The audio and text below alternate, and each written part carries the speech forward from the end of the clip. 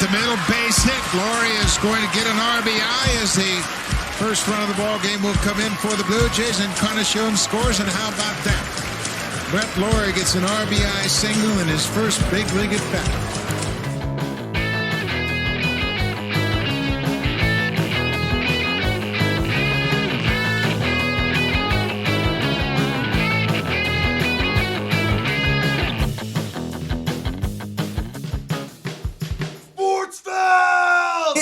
Sportsfeld Storytime. Last month felt so good looking back at those 2009 Blue Jays. We thought, let's keep it rolling to...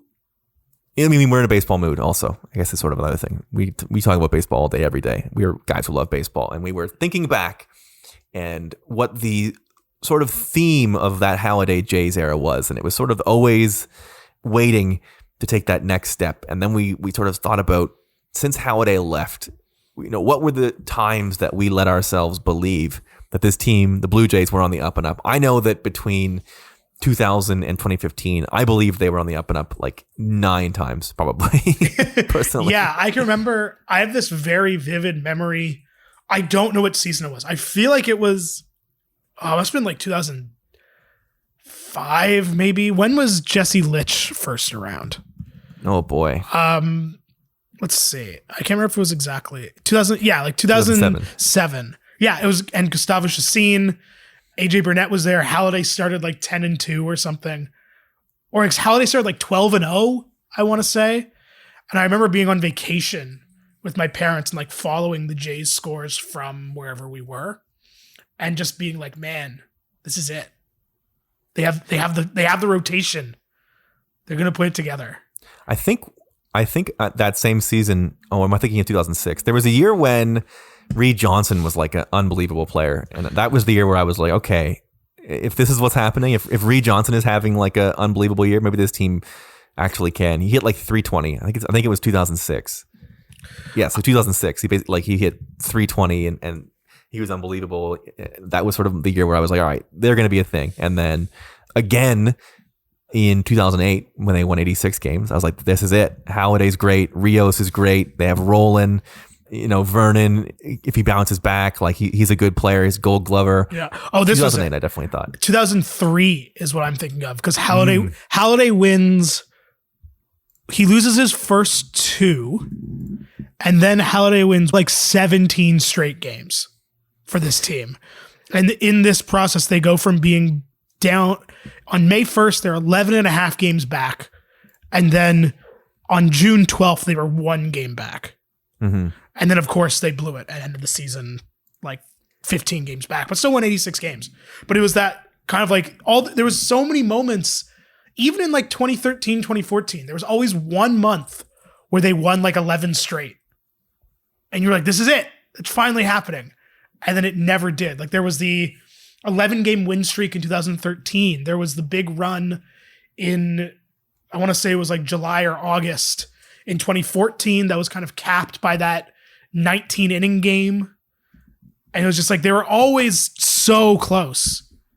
I could never put it together. And there were so many different groups and teams and like cores that were like, okay, these guys are here, or this guy has arrived.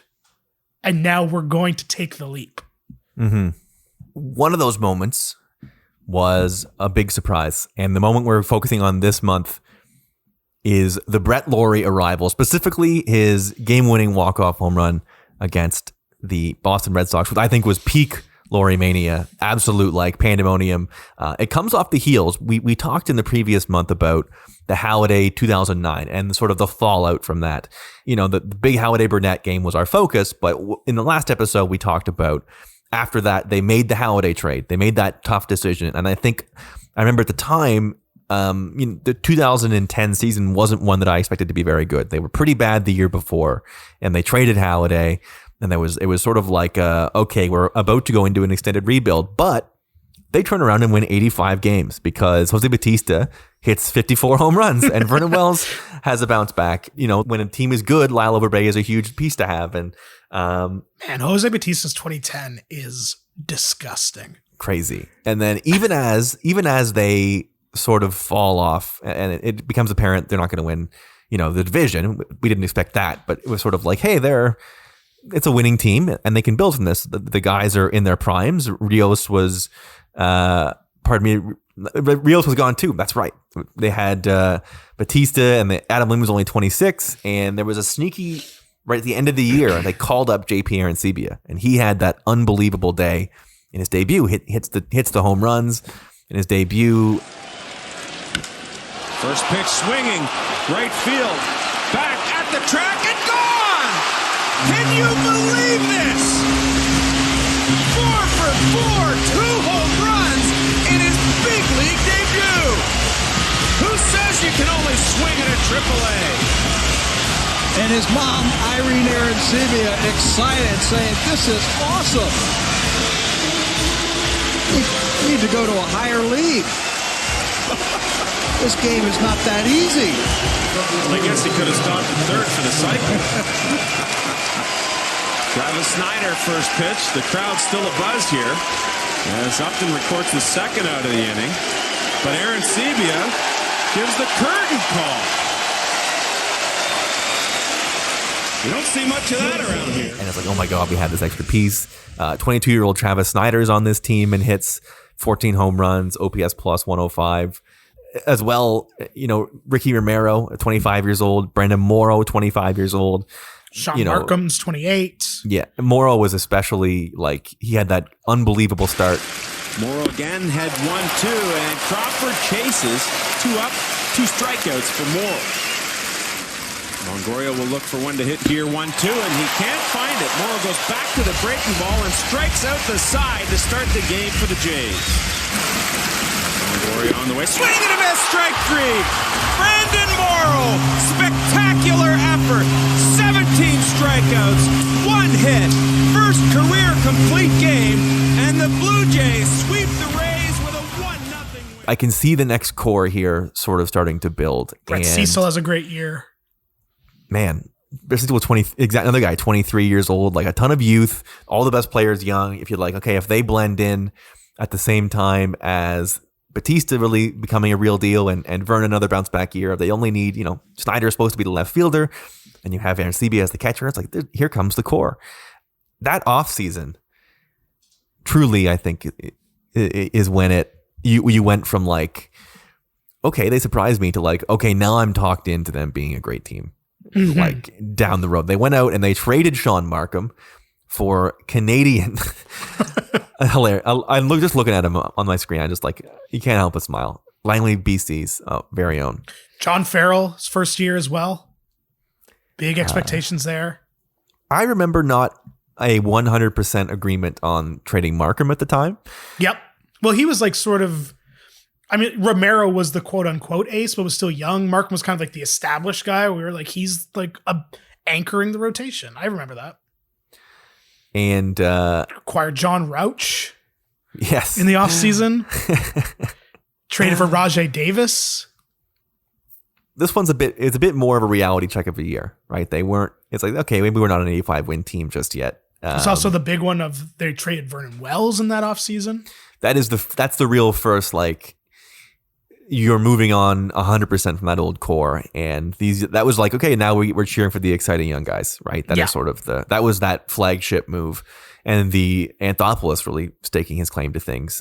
Colby Rasmus, another young guy, he's 24, gets brought into this 2011 team. So you have 23-year-old Snyder, 24-year-old Colby Rasmus, 25-year-old Arencibia, 24-year-old Eric Thames, and you add 21-year-old Brett Lawrie into the mix.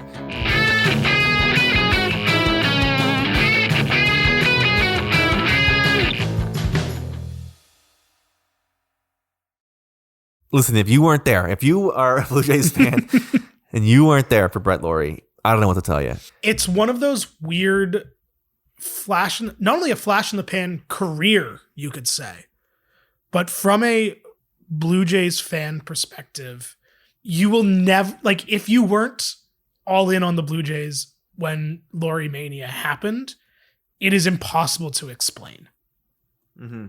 Because it was so quick.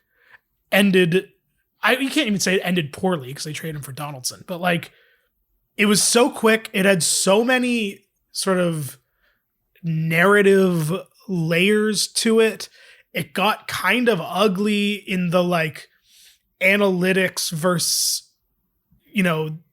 Jays fan discussion. The way he played, his attitude, the 3 years, I guess, of Brett Lawrie, there will never be quite anything like that again.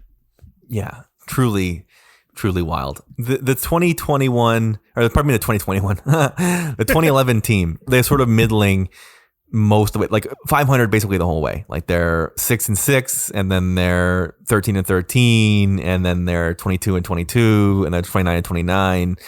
You know what I mean? And then they're like 47-47. Like they hover around that basically the whole way. 61-60, 60-66. It was very apparent the whole year they were going to be a 500 team. They really don't ever stray too far from that, but we were counting it up to growth. And as you said, Romero in particular was somebody that looked like, oh my goodness, this guy, what a good pick to take him one ahead of Troy Tulowitzki. I think Romero was another guy.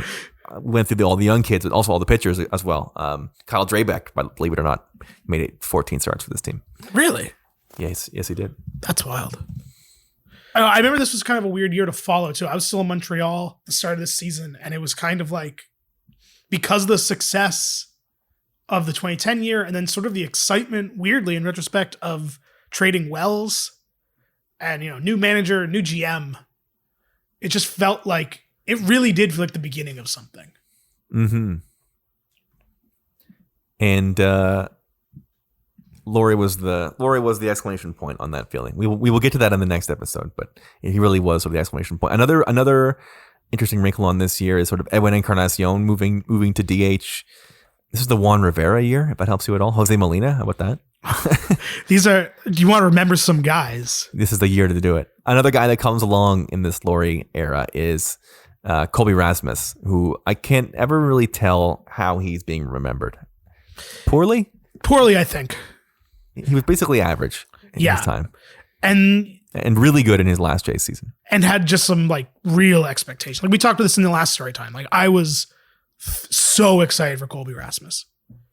Yeah, he was pretty good in 2013 he was great. 276, 338, 22 home runs. And I always liked him as a fielder too. I'll always fall for the Colby Rasmus. Yeah, me too. Sort of trick every time. I can't help it. Man, the 2011, I keep wanting to say 2020. The 2011 Blue Jays, you get Brandon Morrow in the mix as well, a guy that really sort of has that breakout.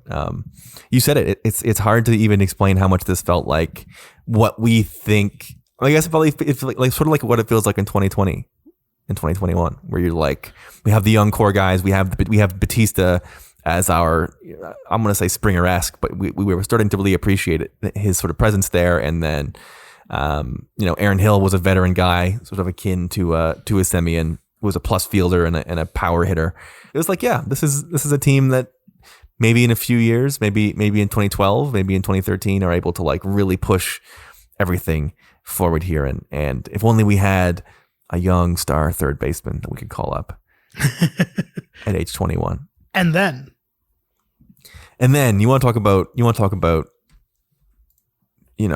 polarizing feelings, Jake. You're talking about not knowing how to feel about something. In August, first of all, they make deals. They get that Rasmus deal. They trade Jason Frazier for Edwin Jackson. A lot of deals. Aaron Hill gets traded for Kelly Johnson. Remember that? Oh yeah, Kelly Johnson. I want Kelly Johnson to be really good. I remember that. I was like, he's going to be a great second baseman. Because he was like pretty decent in Atlanta, I want to say. Yeah, I want to say that too. I remember that being a thing. Now, why can't I find the Brett Lawrie call-up? August 7th, I believe. No, that was the Arencibia game. August 4th? Why is this not on my... August 4th, 2011. He's called up. Travis Snyder is sent down. I mean, how am I supposed to feel, right? Truly, I don't know how you're supposed to feel that. Listen, Snyder had a terrible year. He hit 225. He didn't get on base. He didn't hit for power. 23 years old, and in the minors for the third time in 3 years. It was not good. It was not a good scene. It was not a good scene for Snyder Nation. 61 games, did not hit well. What can you do? And then Brett Lawrie comes on and absolutely explodes. And it's like a supernova. And it's like, oh, I guess this is happening. But oh boy, what a supernova it was. We're going to go through the first few games of the Lawrie Experience and then tee up the flair for the dramatics that only Brett Lawrie could ever have on the next episode of Sportsfeld Storytime.